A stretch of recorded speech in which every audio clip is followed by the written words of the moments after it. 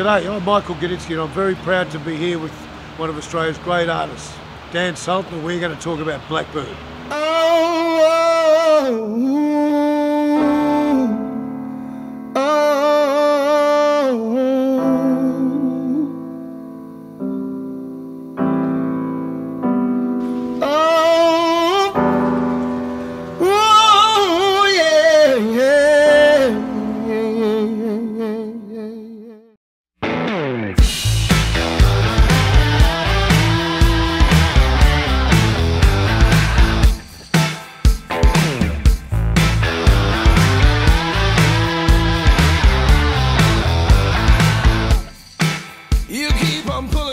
So Dan, because I'm an old bloke, I was fortunate enough, or unfortunate enough, to see the Mighty Saints play their last game here in 1964, and it was pretty good because I used to walk in from my house in Caulfield. Both being St Kilda supporters is something we've had in common for a while. It's a very frustrating team to follow, as you know, and the last part of the equation is I was old enough to be there in 1966.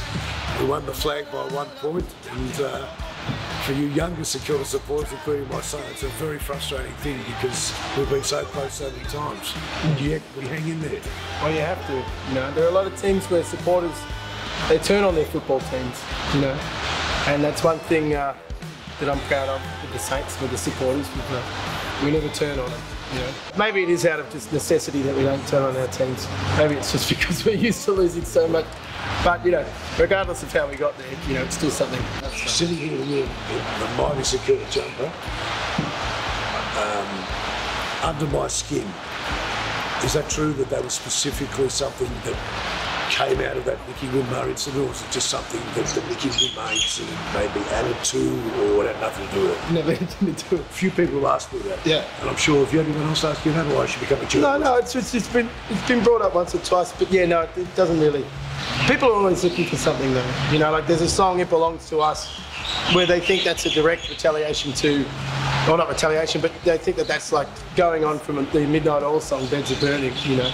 And it's really not, but people are going to take out of the song whatever they want. Yes, you know, you're absolutely right. And a lot of artists, in fact, Bob Dylan was so paranoid that he'd sign his autographs if you get him on with his wrong hand because someone might read the writing, and he'd shake hands with his wrong hand because, and he in a few moments he spoke a few words to me in the second tour I did. We woke up from a plane and he was sitting next to me, and I was asleep. He wasn't sitting next to me when we took off. And I woke up and there's Bob sitting next to him. It was a bit intimidating, and he turned around to me. We were flying to New Zealand, and he said, "Do you know much about real estate in New Zealand?" Now, if that was a question I would have expected from Bob Dylan, I didn't, so I was a bit thrown aback.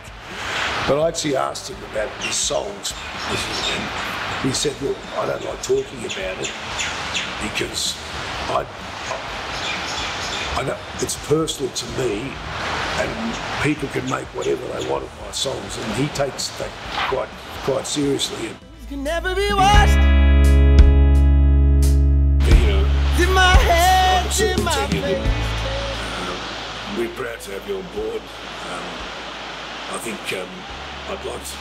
I think working with a number of Indigenous artists in the past, I think that would have figured in your mind, and you know that we actually have got a deep heart and soul for what is Australian in all ways.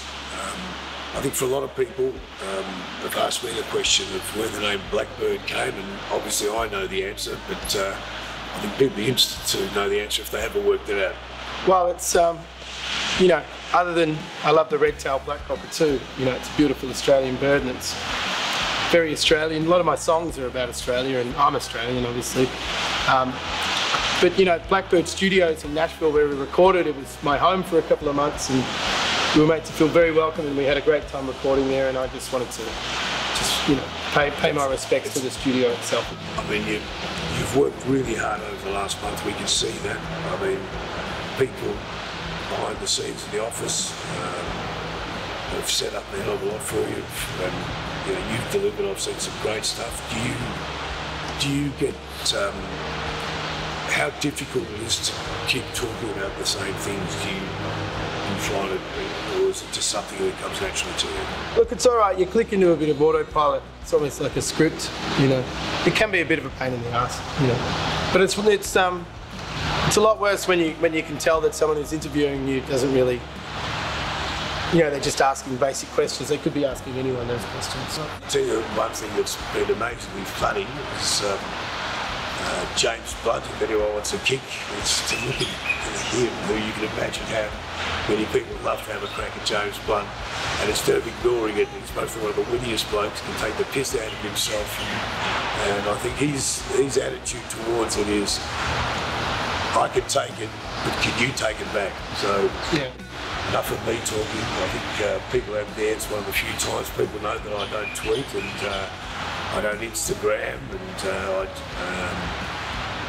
so if there's something you want to ask me that I feel like answering, I'm not even answering. Something I want to ask you. Don't ask that. I don't know, you've kind of put me on the spot. Well, we just want to make sure that Dan had the opportunity to see. You know. Well, all I can say, everyone out there, thanks for having a listen. Most importantly, listen to the vocals on this album, because man, this bloke sings and sings it hard.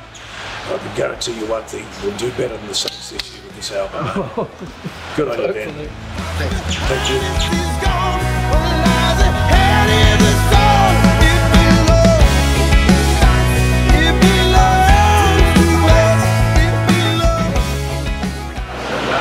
So none of you guys thought I used to do TV interviews. I'll tell you, mate, it's just natural, okay?